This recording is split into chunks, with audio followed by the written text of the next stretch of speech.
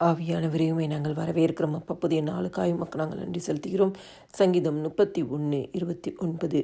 உமக்கு பயந்தவர்களுக்கும் மனுபுத்திரருக்கு முன்பாக உம்மை நம்புகிறவர்களுக்கும் நீர் உண்டு பண்ணி வைத்திருக்கிற உம்முடைய நன்மை எவ்வளவு பெரிதாயிருக்கிறது.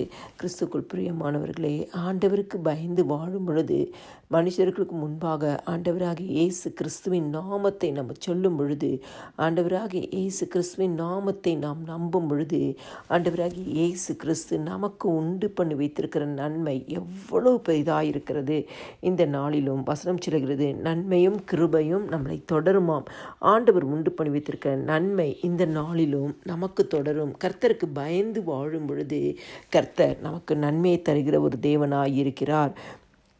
ஆண்டவராகிய இயேசு கிறிஸ்து நன்மையினால் நம்மளை திருப்தியாக்குற ஒரு தேவனாயிருக்கிறார். கர்த்தர் இந்த நாளிலும் எல்லாவித நன்மையினாலும் உங்களை திருப்தியாக்குவார். கர்த்தருக்கு பயந்து இருக்கும் பொழுது, மனுபுத்திரருக்கு முன்பாக ஆண்டவராகிய இயேசு கிறிஸ்துவின் நாமத்தை நாம் நம்பும் பொழுது, ஆண்டவர் நமக்கு நன்மைகளை தருகிற தேவனாயிருக்கிறார். அது மாத்திரம் இல்லை, அவர் தருகிற நன்மை அவ்வளோ பெரிதாக இருக்கிறதாம். பெரிதான நன்மை இந்த நாளிலும் நமக்கு தருவார். அவருக்கு பயந்து வாழ்வோம். எல்லா துதியும் கனமும் மகிமையும் ஸ்தோத்திரமும் என் ஆண்டவராகிய இயேசு கிறிஸ்து ஒருவருக்கே செலுத்துகிறேன். ஆமேன்.